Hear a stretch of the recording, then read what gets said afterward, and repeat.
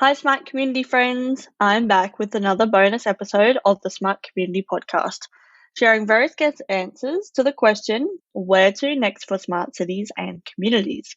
And this time, I'm sharing with you the answers from these guests. Calum Cameron from episode 297, Chris Manoski from episode 298, and Dr. Mariela Alfonzo from episode 299. Some themes that come through in the guest answers are around leveraging artificial intelligence, education, collaboration, and co-creation. One thing that all of our guests agree on is that smart communities is a journey that everyone should be a part of. Through education, collaboration, and co-creation, we can build communities that people really want, not just the communities that they need. As Mariela says, being able to have a platform where anybody can contribute and co-create, I think that's where we're really heading in smart communities. As always, we hope you enjoy listening to this episode as much as we enjoyed making it. Welcome to the smart community, smart regions, smart towns, and smart cities. It's where we live, work, and play. With smart communities, the future starts today. Big data, smart mobility, emerging trends galore. The Smart Community Podcast is what you're looking for. So where to next for smart cities and communities? Well, that's also a big question. It's a big one. Where to next in Estonia, do you think, in the next couple of years? What's shifting and changing, or what things are you seeing shift and change or continue? Yeah, I guess the big thing in Estonia is obviously renewing what's already been put down. So a lot of the infrastructure in Estonia was thought up best part of 20 years ago. I guess some of it went out about 10 years or so ago. And it's proved to be very good in that I don't think there's, whilst there are countries coming out with newer solutions out there, I don't think there is any country that is systemically digitalized as Estonia is. But as you said earlier, technology moves fast. Things are moving on. So the question is, how do we leverage AI? There's this gradual rolling out of a project, I think I mentioned last time also, called Bureaucrat, which is a play on words here in Estonia, where Krat is a mythical beast created by farmers from spare parts and straws and so forth, who will do everything that the farmer instructs them to. So this is, again, an AI solution that essentially becomes your own personal agent within the public sector in sorting out everything you need to do from the public sector side. And then rethinking the resilience solutions. So the former CIO of Estonia is a flag that Estonia may look to, as well as continue with Luxembourg, look to have a data embassy outside Europe as well. So further away from the European space, to make sure that it's sort of distributed a little bit further. Maybe in Australia. Maybe in Australia. And I guess, well, again, this is a service that Australia could possibly offer to a lot of the South Pacific, if the trust is there, that the data is not only secure, but also remains confidential, that there isn't any sort of breach there. And then more and more, Estonia is, I think, finding its mojo again, because it went quiet for a while, particularly within the digital space. Most of the stuff had been digitalized here. So what next?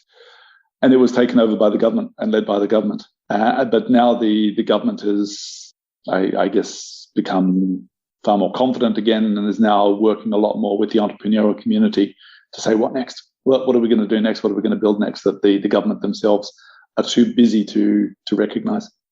Yeah, cool. No, I love that. Where to next for smart communities? So educate. Like I said earlier, I'm a big believer in engagement. We're seeing the transformation of smart cities to smart places, to smart community.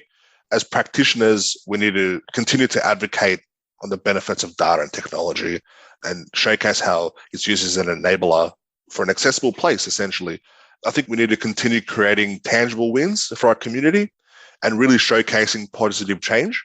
There's certainly a growing appetite for pushing the agenda. And like I said before, it's up to practitioners to showcase the benefits. And my thoughts are always going to be continue to work with each other across multidisciplinary teams, across multidisciplinary industries, and make it more non-competitive. The more non-competitive, I think, the better.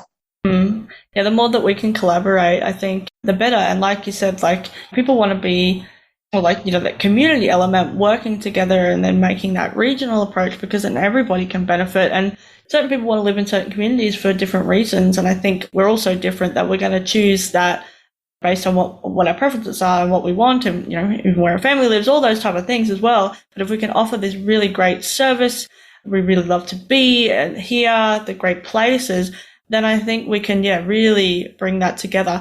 And particularly I'm thinking about Western Sydney. People are moving through so many, like the borders, you know, people don't see the borders, right? As a councillor, you know that that's the line, but people are not going, oh, okay, I'll call, you know, Cumberland one day and Camden the next, or whatever the case is. They're probably really far apart. But I'm just like moving through, you're not seeing those borders. And similarly, I think the communities and even state and local and federal government, people aren't seeing that. It's government, right?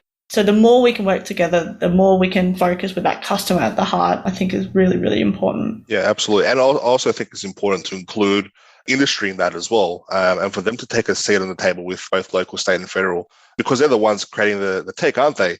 So, you know, one of the things, like I said before, I noticed that, you know, a lot of governments, be it state, local or federal, purchase these because it's a cool thing to have, but doesn't really address the needs. So if we can have those conversations at that level, there's that scope and opportunity to have tailor-made or to have you know, tech made for a purpose. To really meet those needs. And then it's more a partnership rather than just like a once-off transaction. And I think, we have to see more and more of that in the future, because we know things change so rapidly. You don't want to be stuck with a legacy system that doesn't change over time, which we know councils, we know that there's many a legacy system, but we're all working to change that. So where to next for smart communities? Yeah, you know, I kind of just got at that. I think the fact that we're calling it smart communities is huge leap forward. I'm so happy that that's what this podcast is focused on, you know, rather than, you know, smart cities. It's funny, I just co-wrote a chapter in a book about health, the built environments and health, where I talk a lot about that sort of intersection between health tech and the sort of the built environment piece. So in that, I talk about also a need for a new definition of smart city. So I love that you called it smart communities. We got to smart, healthy community because the focus, you know, was around health. Although the word health, I think, is a really nice one because it can be really quite broad. You can talk about your physical health, your mental health, even your fiscal health, right? Your emotional health. So it really has that nice, it's an umbrella term that fits multiple different aspects that, you know, goals that we can work towards within the smart communities. So I love that that's kind of where we're headed. I was just at South by Southwest, my very first time there, and my first conference in the last 2.5 years. So that was quite overwhelming.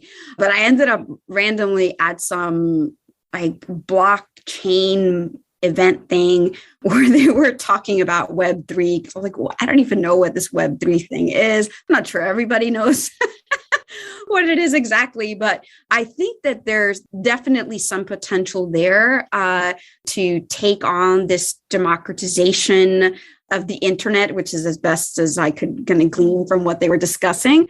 They were talking about NFTs and stuff too, but that part, they lost me on there. But I think from, you know, being able to have a platform that anybody can contribute and co-create, I think that's really where we're headed, you know, in the smart communities community, right? So, and that's really, to me, quite exciting. Yeah, no, I love that. And yeah, I love randomly ending up at sessions or whatever and learning something, picking up something different. But then also there'll be further conversations that then you can input into, which is awesome because I think it's all relative and all related.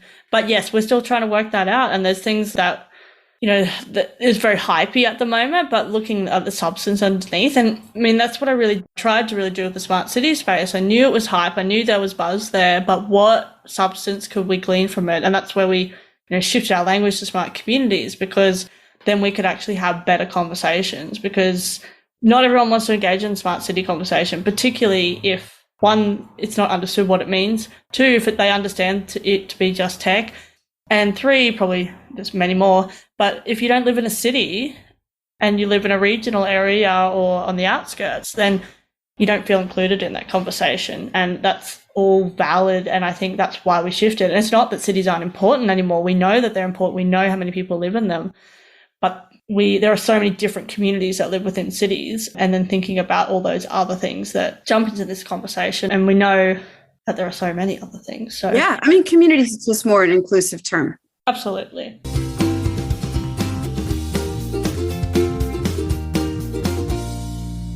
The Smart Community podcast is brought to you by My Smart Community. If you're trying to deal with disruption, not sure what technologies to buy, need to facilitate genuine collaboration, then we can help. Email hello@mysmart.community or head to www.mysmart.community/consulting. Thanks so much for listening to the Smart Community Podcast. Show notes for this episode and all other episodes are available on our website, mysmart.community/podcast. If you have any questions for us or any of our guests, you can email hello@mysmart.community. You can also find us on the socials. We are on LinkedIn and Twitter @SmartComHQ. That's com with 2 M's. If you are enjoying the podcast, please hit subscribe so you never miss an episode. And we would love for you to leave us a rating and review at wherever you listen. This really helps us reach more ears and eyes, so thank you for your support. As always, we hope you enjoyed listening to this episode as much as we enjoyed making it.